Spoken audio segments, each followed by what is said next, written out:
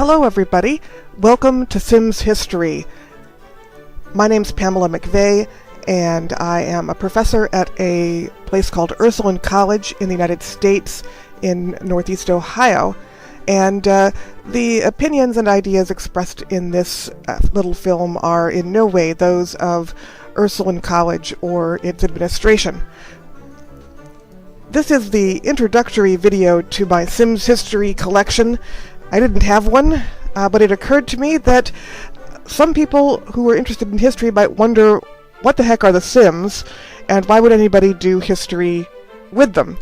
And this is the video intended to answer that question. So the first question, what are the Sims? Well, these are the Sims. This is it.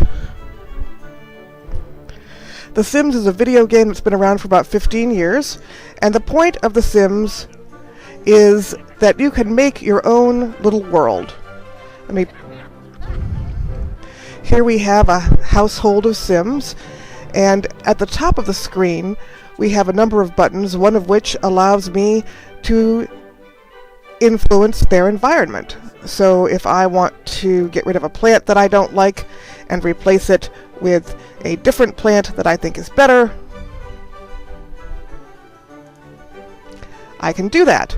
And if I look at that bigger plant and I say, wow, that's really huge, that's not something I really want there, I can put the little plant back. In theory, you should be able to see my little hand gestures moving around through here. This also allows me to knock apart the walls and to put them back up. It allows me to use different camera views. My preference is this kind of middle view where I can see the walls around the Sims in the back, but I can't see the walls in front of them. A lot of people like to use this one, but it doesn't matter really. I can go up and look at their second floor. This particular household doesn't have a second floor, but now that I'm up here, you can see that I can look all around the neighborhood from here. And I'm going to sort of do that using the camera controls.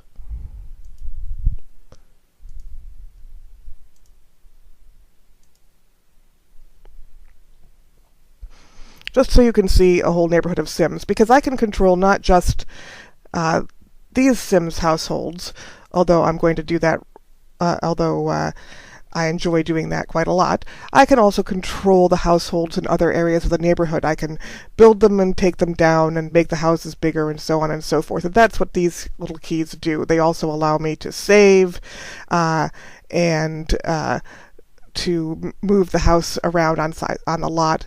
And it allows me to move into live mode and then on and off the property over here. So the other feature of The Sims is that you can't just control their neighborhood, you can control the people in The Sims.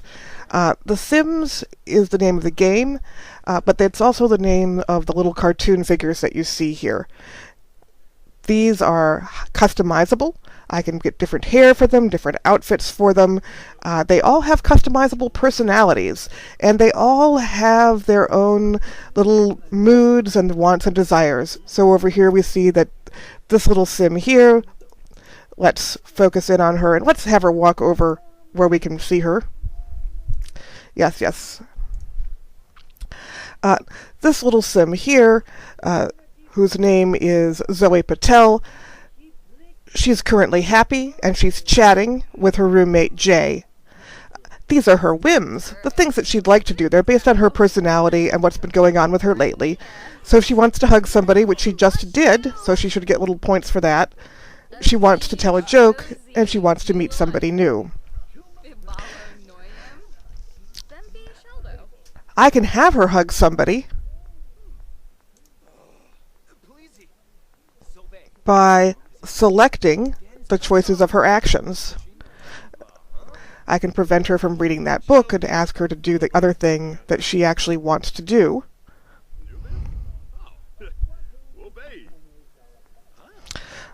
This is the thing with Sims.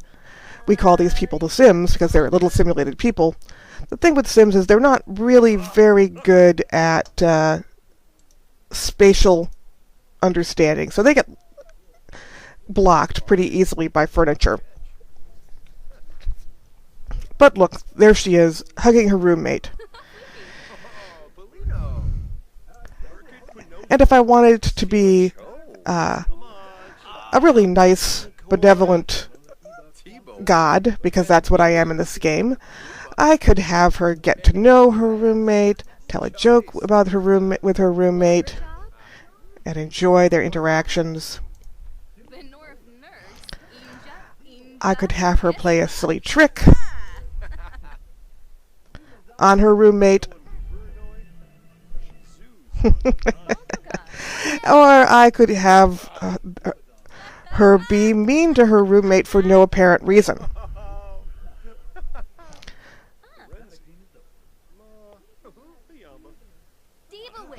But that would be cruel, so I'm going to make her apologize.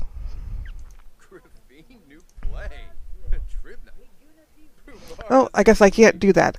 I'll have her do a heartfelt compliment instead. In any case, that's what the Sims are about. I can control them. I can either let them do their own thing or have them do what I want them to do. I can make their lives happy. I can make their lives sad.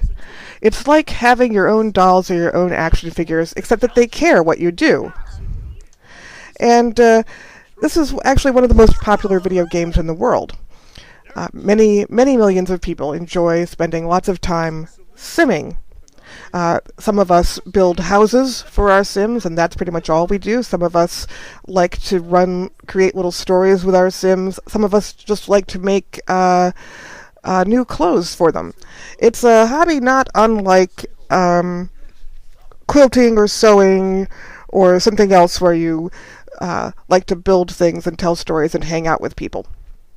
As for why The Sims, or that is why Sims History, I myself really enjoy playing The Sims, and one of the things that I enjoy about it is being able to create situations and just watch what happens. And this is something that, as a historian, I can't do, at least not ethically. It's just not okay to try to run historical experiments on people. I can't try to see if people would respond the same way to the Black Death today as they did in the 14th century. Not only do I not have the tools to do it, but it would be considered, I don't think that we actually have a word for a crime that big. But here in The Sims, I can recreate a little historical world. I can create characters who are similar to real historical characters, and I can have them act stuff out. And one of the beauties of The Sims is that even though I am not a great builder, I do enjoy building, but I don't do it terribly well, there are lots of people who are. And so my desire to do the court of Louis XIV of France, which I've always been fascinated by Louis XIV's court ever since I saw Michael York playing D'Artagnan in The Three Musketeers many years ago on TV. I can put together Louis's court and watch all the strong personalities there interact.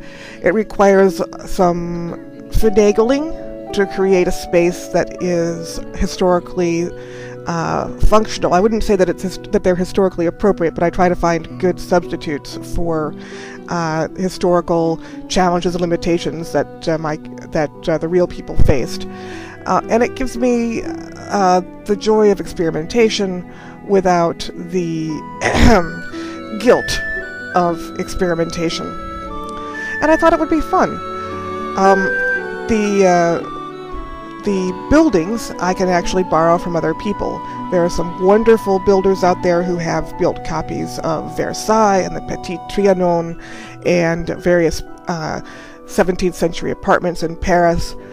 So I can actually rely on some of the other people to do some of the big work for me.